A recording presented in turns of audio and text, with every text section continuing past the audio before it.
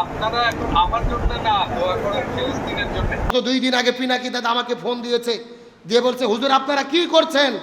রাজপথে নামের মাজলুম মানবতার পক্ষে, গাজার নির্যাতিত মুসলমানদের পক্ষে, ছোট ছোট শিশুদের হত্যা করা হচ্ছে, নারীদের হত্যা করা হয়েছে, আপনারা নামেন মাজলুম মানবতার পক্ষে, রাজপথে নামেন, স্লোগান দেন, স্লোগান দিয়ে দিয়ে কথা বলেন, ফ্রি ফ্রি প্যালেস্টাইন, প্যালেস্টাইনদের আমরা মুক্ত চাই। শুধু দোয়া দিয়ে যদি মাজলুম মানবতার মুক্তি হতো, আমাদের নবী 27টা জিহাদের নেতৃত্ব দিত না। আমাদের বগুড়ার এক প্রিয় দাদা আছে, পিনাকি ভুট্টা চার্চ, চেনেন আপনারা? গত 2 দিন আগে পিনাকি দাদা আমাকে ফোন দিয়েছে, দিয়ে বলছে, হুজুর আপনারা কি করছেন? রাজপথে নামের মাজলুম মানবতার পক্ষে, গাজার নির্যাতিত মুসলমানদের পক্ষে, ছোট ছোট শিশুদের হত্যা করা হচ্ছে, নারীদের হত্যা করা হয়েছে, আপনারা নামেন মাজলুম মানবতার পক্ষে, রাজপথে নামেন, স্লোগান দেন, স্লোগান দিয়ে দিয়ে কথা বলেন, ফ্রি ফ্রি প্যালেস্টাইন, প্যালেস্টাইনদের আমরা মুক্ত চাই, স্লোগান দিতে থাকেন, তাদের পক্ষে কথা বলেন। হিন্দু হয়ে পিনাকি দাদার মনে ভালোবাসা জাগ্রত হলো, অথচ মুসলমান বিশ্বের রাষ্ট্রপ্রধানদের ঘুম ভাঙলো না, মুখে কুলি পেটে বসে আছে। পরিষ্কার করে বলি, এই তথাকথিত শাসকদেরকে আল্লাহর কাছে জবাব দিতে হবে, এরা জবাব দিতে পারবে না, আসামির কাঠগড়ায় দাঁড়াতে হবে। আজকে তারা শুধুমাত্র বিবৃতি দিয়ে বসে আছে, কার্যকরী কোনো পদক্ষেপ নেই। আমাদের বগুড়ার অহংকার, পিনাকি দাদার জন্য দোয়া করি, তিনি বর্তমান সময়ের আবু তালিবের ভূমিকায় অবতীর্ণ হয়েছে। কথা কন না কা? রসুলের চাচা ছিল আবু তালিব, নাম শুনছেন না? রসুলের পিতা মাতা দাদা যখন মারা গেল, আবু তালিব রসুলকে বাড়িতে থাকতে দিয়েছিল, খাবার দিয়েছিল, জায়গা দিয়েছিল, নিরাপত্তা দিয়েছিল, সব কিছু রসুলকে দিয়েছে, কিন্তু ঈমান গ্রহণ করে নাই। একই রকম পিনাকি দাদা, যদিও হিন্দু, বাংলাদেশের আলেমদের পক্ষে সব সময় কথা বলেছে, মুসলমানদের পক্ষে কথা বলেছে, মজলুমদের পক্ষে কথা বলেছে, হকের পক্ষে কথা বলেছে। সুতরাং পিনাকি দাদা আবু তালিবের ভূমিকায় অবতীর্ণ হয়েছে। আমরা তার জন্য দোয়া করি, আল্লাহ যেন তাকে ইমানের পথে কবুল করে, আমিন বলেন। আরো জোরে বলেন আমিন। তিনি তার জায়গা থেকে হকের পক্ষে যে আওয়াজ তোলে এবং তুলে যাচ্ছে, আমরা আলেম হয়েও অনেকে সেটা করতে পারিনি, মুসলমান হয়েও করতে পারিনি। তার ভালো কাজগুলো অবশ্যই কবুল হবে যদি সে ঈমান আনে। আমরা দোয়া করি, আজ হোক কাল হোক, ঈমানের পথে পিনাকি দাদাকে যেন আল্লাহ কবুল করে, জোরে বলেন আমিন। যে রমজান মাস চলতেছে, ফিলিস্তিনের দিকে লক্ষ্য করে দেখেন, গাজার দিকে লক্ষ্য করে দেখেন, আমার মুসলমান ভাই বোনদেরকে বোমা হামলা করে অত্যাচার নির্যাতন করে, গুলি করে জমিন থেকে বিদায় করে দেওয়া হচ্ছে। এই যে মাত্র 3 দিন আগে রাতের বেলা, রাত 2টার দিকে আমার মায়েরা বোনেরা যখন সাহারি পাক করার জন্য রাতের বেলা ঘুম থেকে উঠবে, হঠাৎ এমন একটা হামলা তারা করলেন, 500 জন মুসলমানদেরকে মুহূর্তের ভেতরে তারা শহীদ করে জমিন থেকে বিদায় করে দিলেন। আজকে কয়েক বছর ধরে আমরা লক্ষ্য করে দেখছি, রমজান মাস যখন চলে আসে, টার্গেট করে গাজায় তারা হামলা করে, ইমানদার মুসলমানদেরকে তারা হত্যা করে। একটা মানুষ ওই ফিলিস্তিনের গাজার ভেতরে আজান দেওয়া শুরু করেছে, আজান দিতে দিতে এমনভাবে তিনি কান্না শুরু করেছেন, যে আজানের ভেতরে কান্না দেখে তাম পৃথিবীর মানুষেরা কেঁদেছে, 200 কোটি মুসলমানরা কেঁদেছে। তার এত করুণ সুরে, এত কান্নার সুরে তিনি আজান দিয়েছেন, যে আজানের কণ্ঠ শুনে কান্না আটকানো যায় না, চোখের পানি আটকানো যায় না। ছোট্ট একটা বাচ্চা ওই বিল্ডিংয়ের ওপরে যখন হামলা হয়েছে, ছোট্ট বাচ্চা বিল্ডিংয়ের দেওয়ালের নিচে পড়ে গেছেন, হাউমাউ করে কান্না করছেন, মা বাবা বলে ডাকছেন, আল্লাহ আল্লাহ বলে চিৎকার করছেন, কেউ তাকে উদ্ধার করতে যায়নি। একটা কুকুর গিয়ে তার মনের মধ্যে দয়া হয়েছে, সন্তানটাকে সেখান থেকে টেনে বের করেছে। মনের মধ্যে বড় কষ্ট লাগে। আল্লাহর সৃষ্টি পশু কুকুরের মনে ভালোবাসা জাগ্রত হলো, কুকুরের মনে মায়া জাগ্রত হলো, ছোট বাচ্চাদেরকে উদ্ধার করে টেনে হেঁচড়ে বের করে। আর পৃথিবীর কোটি কোটি মানুষ, তাদের মনে মানবতা জাগ্রত হলো না, ভালোবাসা জাগ্রত হলো না।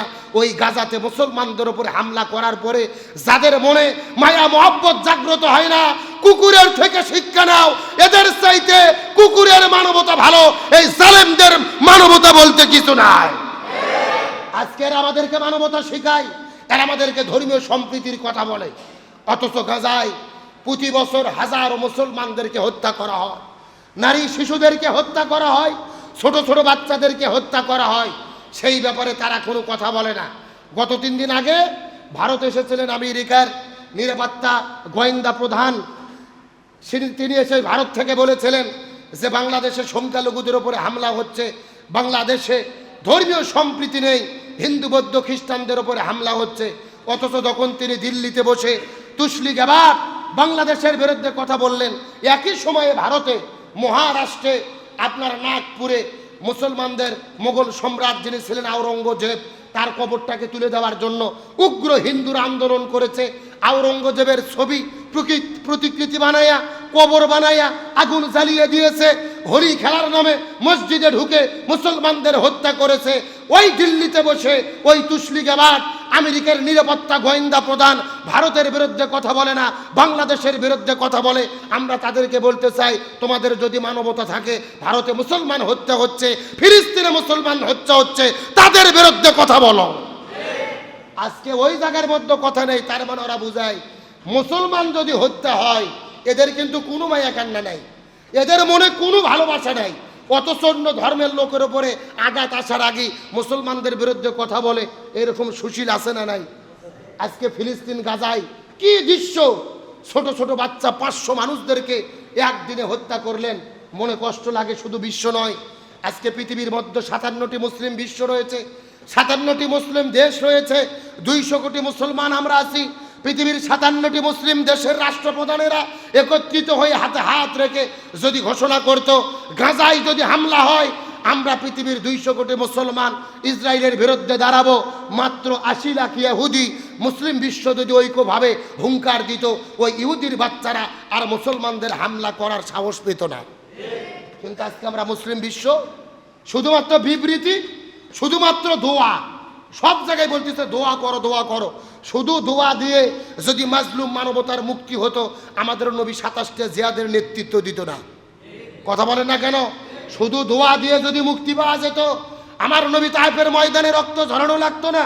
শুধু দোয়া দিয়ে যদি মুক্তি পাওয়া যেত, আমার নবী উহুদের ময়দানে দন্দন মুবারক শাহাদাত বরণ করা লাগতো না। তার মানে বোঝা গেল শুধু দোয়া দিয়ে পরিবর্তন হবে না, পরিবর্তন করতে গেলে আগে রাজপথে লড়াই সংগ্রাম করার জন্য নামতে হবে। আল্লাহর কোরআন বলেন, ওয়ালাকুম লা তুকাতিলুনা ফি সাবিলিল্লাহি ওয়াল মুস্তাদাফিনা মিনার রিজালি ওয়ান নিসাই ওয়াল বিলদানিল্লাযিনা ইয়াকুলুনা রাব্বানা আকরিজনা মিন হাযিহিল ক্বরিয়াতিজ যালিমি আহলুহা ওয়াজআল লানা মিন লাদুনকা ওয়ালিয়্যা ওয়াজআল লানা মিন লাদুনকা নাসীরা। তোমাদের কি হলো? তোমরা কেন লড়াই সংগ্রাম করবে না? অথচ তোমাদের মধ্যে কত নারী পুরুষ আবাল বৃদ্ধা বনিতা নির্যাতনের শিকার হয়ে আল্লাহর কাছে ফরিয়াদ করে বলে, আল্লাহ এই মাজলুম জনপদ থেকে আপনি আমাদের মুক্ত দেন, হয় একজন সাহায্যকারী পাঠান, না হলে দেশ থেকে আমাদেরকে বের করে নেন। তোমাদের কি হলো? তোমরা কেন লড়াই সংগ্রাম করবে না? 1 মাস আমরা রমজান মাসে রোজা রাখতেছি, অথচ জালেমের জুলুমের মোকাবেলা করি না। আমাদের রোজা দিয়ে কোনো লাভ নাই। আরো ধরে বলেন, তার কারণ যে আল্লাহ তাআলা কোরআনের মধ্যে বলেছে কুতিবা আলাইকুমুস সিয়াম, রোজা রাখো। ওই সূরা বাকারার মধ্যে আল্লাহ বলেছেন কুতিবা আলাইকুমুল কিতাল, জালেমের জুলুমের মোকাবেলা করো। ঠিক আছে, আসতে বলেন কেন? জোরে বলেন। ঠিক একই সূরার মধ্যে আল্লাহ কয়টা বিধান দিলেন? একই কায়দা, কায়দা কিন্তু একই। কুতিবা আলাইকুমুস সিয়াম, কুতিবা আলাইকুমুল কিসাস, কুতিবা আলাইকুমুল কিতাল, রোজা রাখো, জালেমের জুলুমের মোকাবেলা করো। কার কথা? আল্লাহ একবার বললেন রোজা রাখো, 60 বছর ধরে রোজা রাখি, প্রতি বছর 1 মাস রোজা রাখি, অথচ জালেমের জুলুমের বিরুদ্ধে কথা বলি না, লড়াই সংগ্রাম করি না। তার মানে রোজার হেকমত আমরা বুঝতে পারিনি। তামাম পৃথিবীর 200 কোটি মুসলমান আমরা রোজা রাখছি। এই 200 কোটি মুসলমান যদি বলতো বদরের 17 তারিখে, রমজানের 17 তারিখে বদরের প্রান্তরে নবীজি রোজা ভেঙে জালেমের জুলুমের মোকাবেলা করেছে, আমরাও পৃথিবীর 200 কোটি মুসলমান রোজা ভেঙে ইসরায়েলের বিরুদ্ধে দাঁড়াবো, ফিলিস্তিনের মুসলমানদের পক্ষে দাঁড়াবো, তাহলে আমাদের রোজার শিক্ষা দিয়ে কাজ আসতো, আর জালেমেরা মুসলমানদের উপরে জুলুম করতে পারত না। কিন্তু আমরা পৃথিবীর 200 কোটি মুসলমান রোজা রাখার ব্যাপারে এক দল, কিন্তু জালেমের জুলুমের মোকাবেলা করতে আমরা এক দল নয়। সুতরাং আমরা রোজার ব্যাখ্যা বুঝিনি, এই রোজা দিয়ে কোনো লাভ। আজকে ইহুদি খ্রিস্টান বৌদ্ধ তারা পর্যন্ত অনেক জায়গায় ফুসে উঠেছে মাজলুম মানবতার পক্ষে।